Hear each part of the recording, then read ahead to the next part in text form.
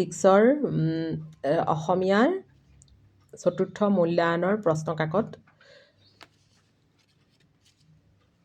সময় 2 ঘণ্টা থাকে, মুঠ নম্বৰ 50 থাকে। এতিয়া ইয়াৰ ক শাখাৰ প্ৰশ্নখিনি চোৱা, তোমালোকে লিখি চাবা সেইখিনি। এতিয়া শুদ্ধ উত্তৰটো লিখা। গৃহস্থই মৌ খেদিবলৈ যোৱা ল'ৰাহঁতক চাউলৰ সলনি কি দিছে? কৰি, শিকি, লোণ, টকা। ফেটি সাপডাল ক'ত শুই আছিল? গছত, শিলৰ খুৰুঙত, পাহাৰৰ সিপাৰত, পুখুৰীত।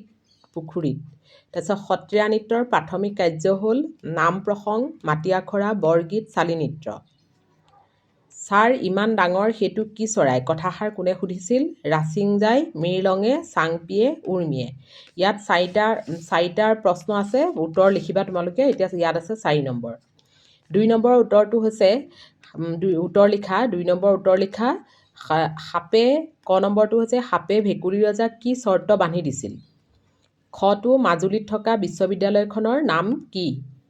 মহোহো গীতটোত উল্লেখ থকা নৈখনৰ নাম কি? ইয়াত আছে 3 নম্বৰ।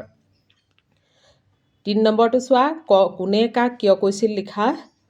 ক নম্বৰটো হৈছে নাট, ভাওনা আদিত যেতিয়া মুখা ব্যৱহাৰ কৰা হয়, মুখাবোৰে এক জীৱন্ত ৰূপ লয়। বিহু আহিলেই প্ৰথমে ময়ে গীত গাম আৰু নাচিম। এইকেইটাত হৈছে কোনে কাক কিয় কৈছিলে। এইটোত হৈছে 4 নম্বৰ। চমুটোকা লিখা যিকোনো দুটা।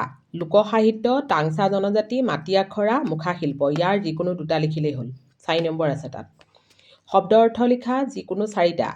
মাকুক, নুন ভংগ, গোমা, দলিচা, অভিভূত। ইয়াৰ যিকোনো 4টা লিখিলেই হ'ল। 2 নম্বৰ আছে। যোজক অব্যয় লিখা ডেছ বৰষুণ দিয়ে এইবাৰ খেতি ভাল হ'ব। ইয়াত কি আছে? কিন্তু আৰু যদি। ইয়াৰ কোনটো হ'ব সেইটো লিখিব লাগিব। আজি কাতি বিহু ডেছ স্কুল বন্ধ। যদি সেয়ে কিন্তু। ইয়াৰ যিকোনো এটা লিখিব লাগিব। মই গ্ৰন্থমেলালৈ যাম ডেছ সাধুকথাৰ কিতাপ কিনিম। কিন্তু যদি আৰু। ইয়াৰ যিকোনো এটা লিখিব লাগিব।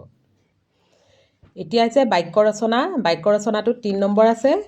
গোহালি, ৰিণিকি ভঁৰাল। ইয়াৰ 3টা লিখিব লাগিব। এই 3টা। তলৰ পদবোৰৰ কি বিভক্তি চিন যোগ হৈছে লিখা।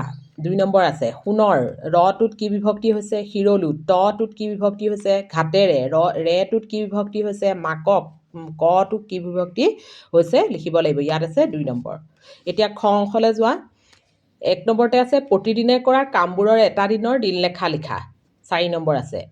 2 নম্বৰ আছে পূৰ্ণ মাত্ৰা থকা স্বৰবৰ্ণ আৰু মাত্ৰা নথকা ব্যঞ্জন বৰ্ণ কেইটা লিখা।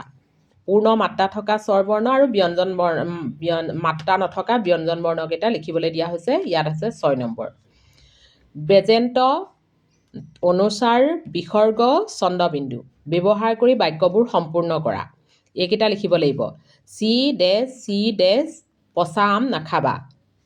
ইয়াৰ মাজত এই ডেছকেইটাৰ মাজত কি হ'ব লিখিব লাগিব।